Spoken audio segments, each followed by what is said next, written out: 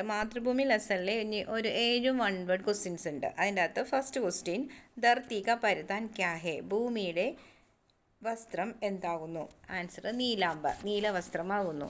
രണ്ടാമത്തെ, മാതൃഭൂമി കാ മുകുട്ട് ക്യാ ഹേ? മാതൃഭൂമിയുടെ കിരീടം എന്താകുന്നു? ആൻസർ സൂര്യ ഓർ ചന്ദ്ര മാതൃഭൂമിക്ക് മുകുട്ട് ഹേ. സൂര്യനും ചന്ദ്രനുമാണ് മാതൃഭൂമിയുടെ കിരീടങ്ങൾ. മൂന്നാമത്തെ ക്വസ്റ്റ്യൻ, മാതൃഭൂമി കാ കരദനി ക്യാ ഹേ? മാതൃഭൂമിയുടെ അരഞ്ഞാണം എന്താവുന്നു? മാതൃഭൂമി കാ കരദനി സമുദ്ര ഹേ. മാതൃഭൂമിയുടെ അരഞ്ഞാണം സമുദ്രമാവുന്നു. നാലാമത്തെ, കോൺ മാതൃഭൂമിക്ക് സ്തുതി ഗീത് ഗാത്തെ ഹേ? ആരാണ് മാതൃഭൂമിനെ സ്തുതിച്ച് ഗീതങ്ങൾ പാടുന്നത്? ആൻസർ പക്ഷിയോं का സമൂഹ, പക്ഷികളുടെ കൂട്ടം. അഞ്ചാമത്തെ ക്വസ്റ്റ്യൻ, കവി അപ്പനി മാതൃഭൂമി കേലിയെ ക്യാ കർണ ചാഹത്തെ? കവി തൻ്റെ മാതൃഭൂമിക്ക് വേണ്ടി എന്ത് ചെയ്യാനാണ് ആഗ്രഹിക്കുന്നത്?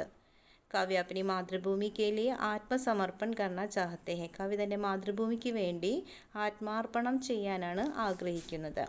ആറാമത്തെ ക്വസ്റ്റ്യൻ, കവി കൈസെ ബഡേ ഹുയേ ഹെ? കവി എങ്ങനെയാണ് വലുതായത്?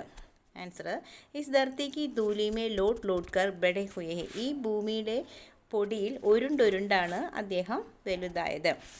ലാസ്റ്റ് ക്വസ്റ്റ്യൻ, കവി പൈരോ പർ ഗഡാ രഹന കൈസെ സീക്കാ ഹെ? കവി കാലുകളിൽ നിൽക്കാൻ എങ്ങനെയാണ് പഠിച്ചത്? Answer is Dharti may ഗുഡനോ K ബൽ പർ രേങ്ക് കർ പൈരോ പർ ഗഡാ രഹന സീക്ക. ഈ ഭൂമിയുടെ കാൽമുട്ടിൽ നിരങ്ങിയാണ് നിൽക്കാൻ പഠിച്ചത്. അപ്പോൾ ഇത്രയും 7 ക്വസ്റ്റ്യൻസ് കഴിഞ്ഞു. മാതൃഭൂമിയുടെ മെയിൻ ക്വസ്റ്റ്യൻസും എല്ലാം കഴിഞ്ഞു. ഇനി അടുത്ത നെക്സ്റ്റ് ക്ലാസ് നമുക്ക് അടുത്ത് തന്നെ സ്റ്റാർട്ട് ചെയ്യാം.